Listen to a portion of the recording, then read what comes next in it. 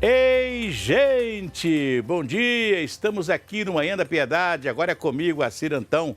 Um abraço para você, minha amiga dona de casa, companheira de todas as manhãs. Olha aqui, hoje Belo Horizonte amanheceu, com informação de que estaria sendo decidida em Brasília se o aeroporto da Pampulha pode ou não receber aeronaves maiores, aquelas que nós estamos acostumados com ela na Pampulha durante toda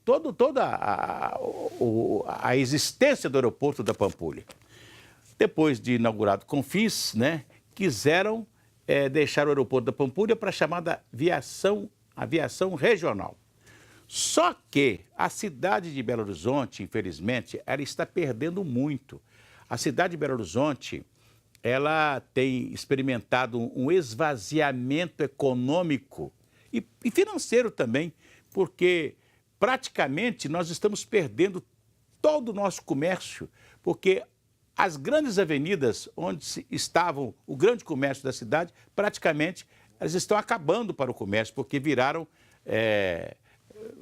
quase que um corredor de transporte, Só ônibus para lá, ônibus para cá e tal. Então, as avenidas foram perdendo a qualidade, como a Avenida Amazonas, a Avenida Pedro II, a Avenida Antônio Carlos, a Avenida Cristiano Machado, que são as nossas principais artérias, Então, há um esvaziamento econômico na cidade. Nós temos ainda alguma coisa que poderia salvar esse esvaziamento econômico, que é o barro preto, que é a moda, Então, nós precisamos de trazer para cá compradores de moda. Nós tivemos aí um evento de moda agora patrocinado pela Federação das Indústrias, que foi fantástico, Que mostra a moda mineira, ativa, maravilhosa. Então, nós precisamos de ter aqui em Belo Horizonte, verdadeiramente, um aeroporto funcionando para receber rapidamente, principalmente os compradores de moda, Poderíamos voltar, o aeroporto da Pampulha poderia voltar, por exemplo, como funcionava antigamente, como a ponte aérea, São Paulo, Rio, Belo Horizonte, Brasília. Nada mais do que isso, para facilitar aqueles que desejam ir para o Rio de Janeiro, São Paulo e vice-versa, e Brasília, Vamos ver se o Tribunal de Contas da União é que vai decidir isso hoje em Brasília.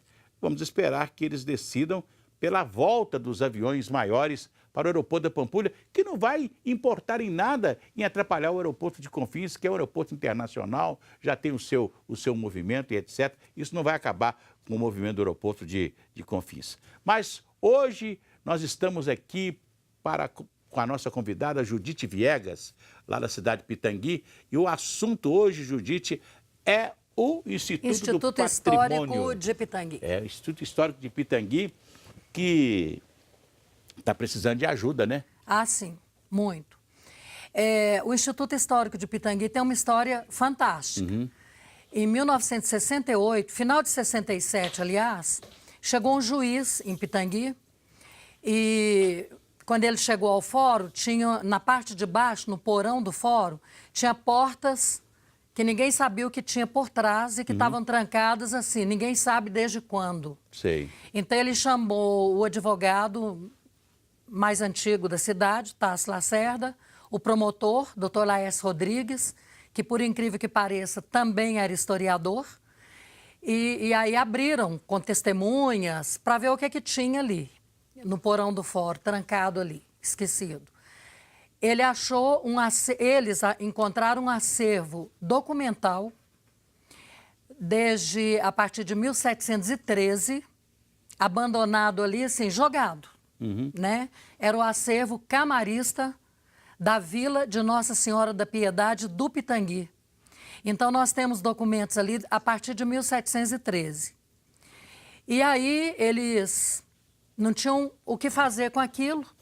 E, além de tudo, ainda existia o acervo sacro, que é o que sobrou da igreja de 1725, cujo altar-mor foi feito pelo pai do Aleijadinho, e que também não tinha onde ficar, o que sobrou da igreja queimada em 1914.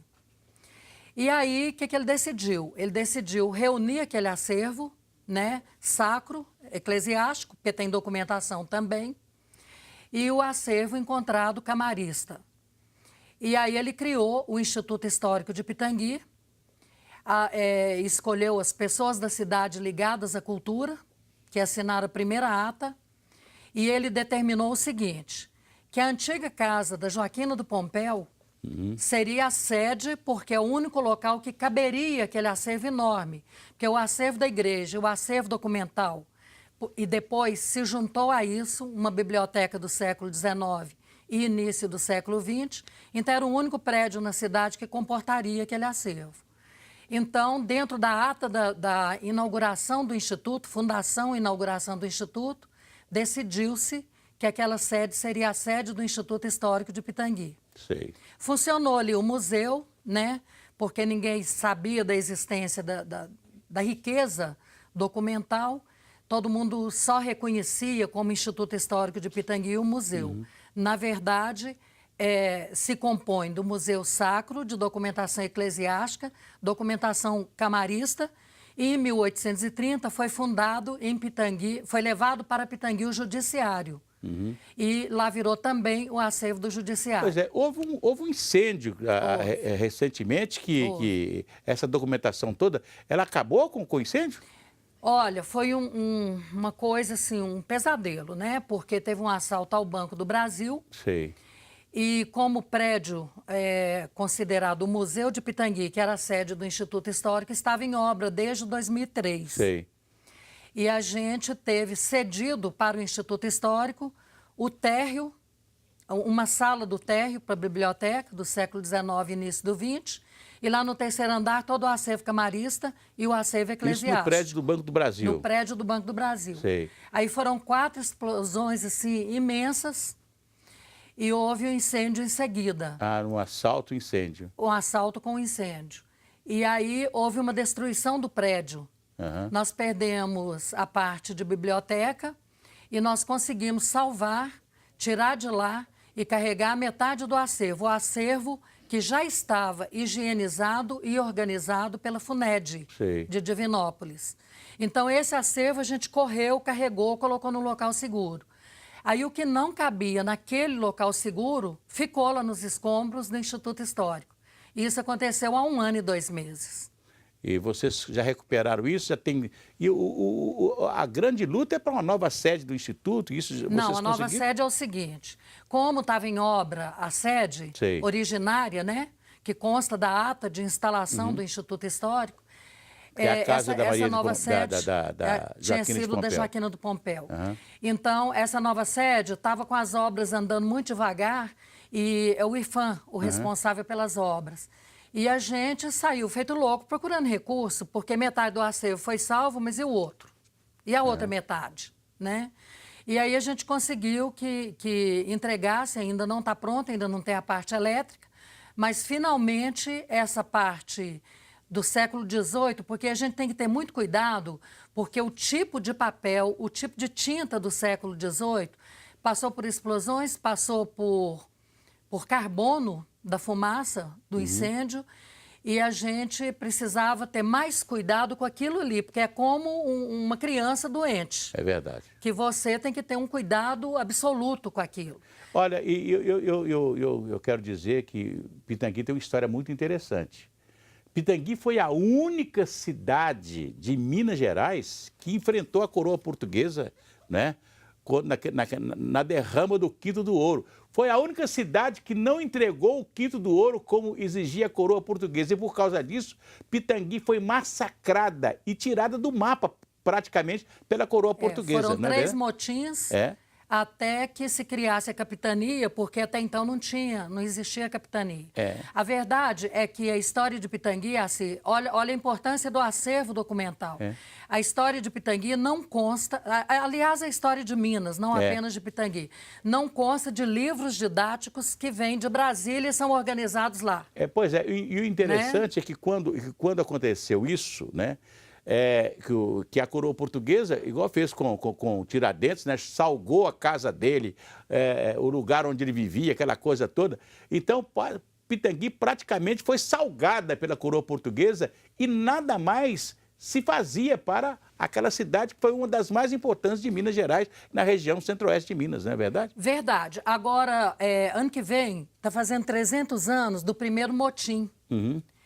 porque a história de Pitangui é a seguinte: aconteceu a Guerra dos Emboabas, que começou fora do oeste, né? A cidade não existia. Existia ali um quilombo, haviam negros fugidos do Nordeste e da Bahia. Do Nordeste que eu falo é Recife e Bahia. Sei. Que já estavam ali tirando ouro no final. Em 1690 já existiam indígenas e escravos tirando ouro ali. E aí aconteceu a Guerra dos Emboabas e os bandeirantes paulistas foram os que sobraram vivos, fugiram para um lugar que não existia no mapa. Pitangui era a Mata Atlântica. Eles foram para ali, se refugiaram ali, ali começou um povoamento. Esse povoamento... Porque também tinha ouro. Tinha muito ouro, né? Os negros já tiravam ouro lá antes. Então, aquilo ganhou a importância que teve posteriormente, exatamente por causa do diferencial do ouro que era tirado ali no Oeste de Minas. E os paulistas, eles estavam assim tão traumatizados pelo que aconteceu na Guerra dos Emboabas, que eles proibiram que se fizesse picadas e estradas até Pitangui. Então, Pitangui tinha uma comunicação com Goiás e com São Paulo. É verdade. Não tinha uma comunicação para as cidades, as 6 anteriores vilas. Daqui a pouco nós vamos continuar conversando com a nossa Judite Viegas, que é lá do Instituto Histórico da cidade de Pitangui, mas antes eu quero falar com vocês sobre o Prazer de Ouvir. Prazer de Ouvir é uma clínica onde você vai resolver o seu problema de audição. Eu sei que tem muita gente, principalmente aquelas pessoas que vão ficando mais idosas, começam a ter problemas de audição, né? E, olha, fale com a clínica Prazer de Ouvir, porque você pode chegar ali na Afonso Pena, 578, antes da Praça 7 um pouquinho, no 18º andar, você vai encontrar a Clínica Prazer de Ouvir. E olha, eu tenho a plena certeza, você vai fazer os primeiros exames, eles vão identificar onde está o seu problema de audição.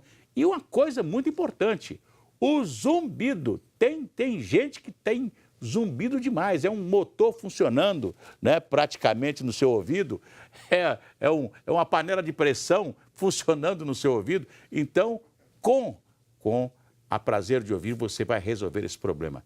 Ligue para lá. O telefone é o 3201-8115. Agora, ligue agora, 3201-8115 e marque a sua avaliação e você vai ter prazer de ouvir. Daqui a pouco, a gente continua falando com a Judite Viegas e eu tenho uma surpresa para vocês hoje também. Daqui a pouquinho.